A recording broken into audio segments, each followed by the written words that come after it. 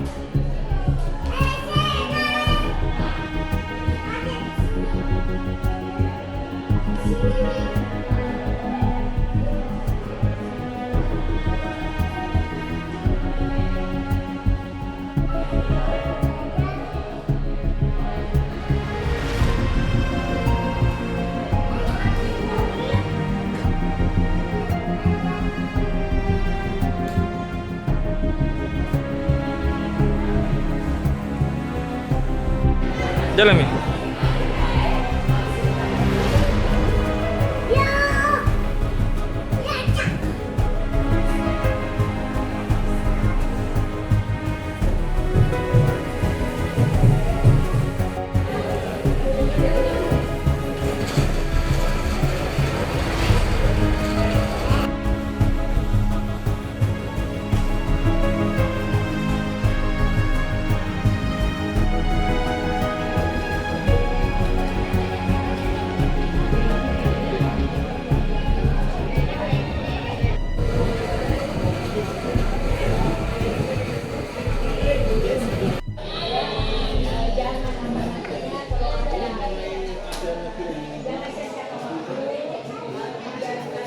Iya, khusus untuk Fadil ya. Tapi sebelumnya saya sampaikan dulu, hampir semua siswa di SMA Negeri 7 Pindrang ini selalu saya sampaikan bahwa jangan tinggalkan sekolah ini sebelum ada fotomu terpajang di dinding prestasi. Tapi terkhusus untuk Fadil ini salah satu anak yang saya banggakan juga, di samping karakternya bagus, intelijennya bagus, kemudian ada keinginannya yang kuat untuk maju. Malah sekarang ini Fadil saya dorong supaya bisa berkiprah ke luar negeri. Jadi bukan terbatas lagi di Sulawesi, di Jawa. Malah saya mendorong sekarang anak-anak SMA 7 ini supaya ada yang bisa ke luar negeri. Jadi, berarti Fadil siswa pertama untuk mengikuti konferensi internasional. Iya betul. Dan dia ini otodidak mencari. Jadi kami hanya mendorong saja, dan Fadil memang anak-anak yang saya pikir anak yang luar biasa. Kalau untuk perkembangan siswa itu bagaimana sekolah dalam memfasilitasi jika ada siswa yang ingin berprestasi? Oh ya, di sini ini banyak kegiatan yang kami berikan kepada siswa, termasuk pelatihan debat bahasa Inggris, kemudian pembimbingan Olimpiade Sains, kemudian O2SN dan seterusnya. Jadi banyak hal yang kami lakukan. Jadi harapannya untuk para siswa terutama Fadil karena kan bercita-cita untuk lanjut ke luar negeri. Jadi harapan saya Fadil eksplor kembali lebih dalam lagi kemampuannya, karena saya pikir dia punya potensi. Jadi dasarnya sebenarnya bagaimana mendorong anak-anak supaya bisa lebih maju. Jangan takut bahwa kami dari kampung, kita dari desa, harus percaya diri. Jadi harus membangun kepercayaan diri bahwa kita sebenarnya bisa.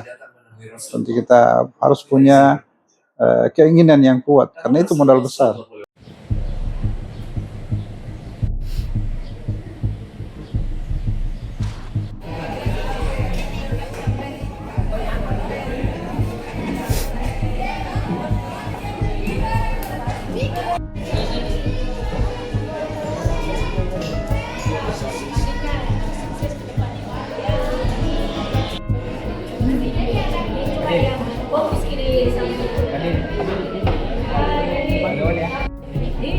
Jadi kalian jangan sia-siakan dia, ikuti perkembangannya sampai final. konferensi Harvard ini? Saya mendapatkan info ini dikarenakan saya sering gagal di tingkat nasional, tetapi karena saya mendapatkan motivasi dari teman-teman di sekitar dan lingkungan saya masih tetap semangat untuk mengikuti lomba-lomba atau seleksi-seleksi seperti ini. Nah, kebetulan di Instagram saya lewat seleksi dari Harvard untuk menjadi delegasi Indonesia ke virtual yang akan dihadiri oleh mantan sekretaris Perserikatan Bangsa-Bangsa. Saya pun mengisi formulir pendaftaran ini dan ternyata disetujui oleh Harvard. Dengan seleksi saya memasukkan essay saya. Setelah essay saya disaring dari 50.000 orang menjadi 500, saya mengikuti tahap wawancara dan juga saya, Masya Allah sekali, saya lolos di tahap wawancara ini dan sangat bersyukur. Itu kegiatan apa sih ini yang diikuti?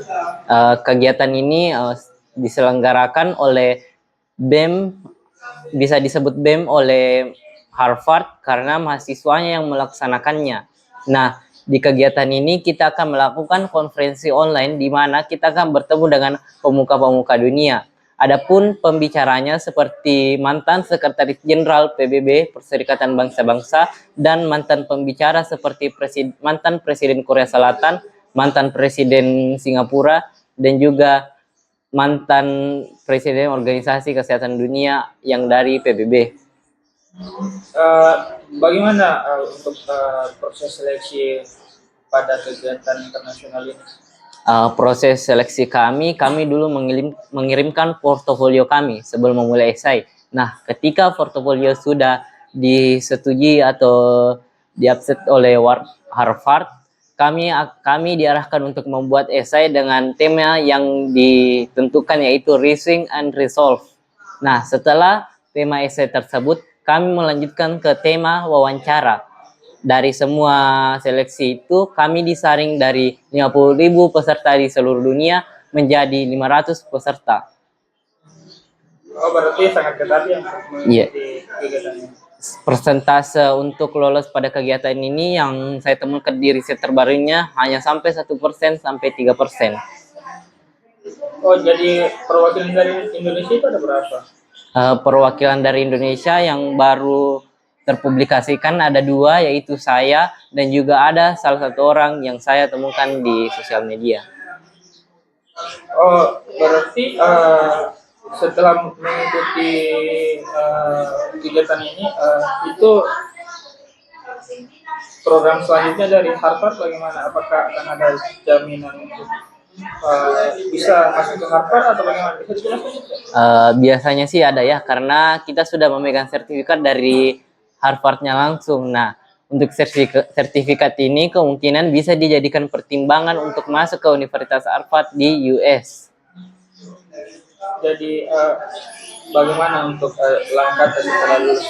Apa yang kita inginkan? Saya akan mencoba melamar di universitas luar negeri ataupun di Harvard karena saya sudah memiliki bekal, dan saya akan tetap mengikuti konferensi-konferensi seperti ini untuk mendapatkan pengalaman yang lebih lanjut ketika sudah lulus. Kalau karya tulisan kan sudah banyak juga. Ya, vokal karya tulisan saya pernah menjuarai karya tulisan tingkat nasional di Universitas Al-Marisa Madani Makassar sebagai juara 3 oleh karya tulis teman saya dan juga saya. Kalau pada kegiatan konferensi ini berfokus kemana? Pada kegiatan konferensi ini berfokus kepada kepemimpinan karena menghadirkan pemimpin-pemimpin yang berpengaruh dari dunia seperti yang saya jelaskan tadi, di Sekretaris Jenderal PBB dan juga mantan Presiden Korea Selatan. Jadi berapa lama pelaksanaannya nanti? Pelaksanaannya akan dimulai dari tanggal 21 sampai 23 besok hingga lusa secara online. Harapannya harapan setelah kegiatan konferensi ini bagaimana?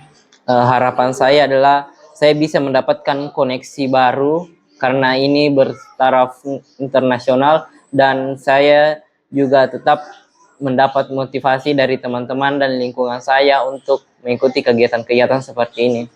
Kalau bentuk dukungan dari orang tua itu seperti apa? Bentuk dukungan dari orang tua saya yaitu adalah motivasi dan juga fasilitas dipenuhi untuk mengikuti konferensi ini, dan saya juga sering mengikuti lomba-lomba seperti lomba debat dan juga lomba karya tulis ilmiah.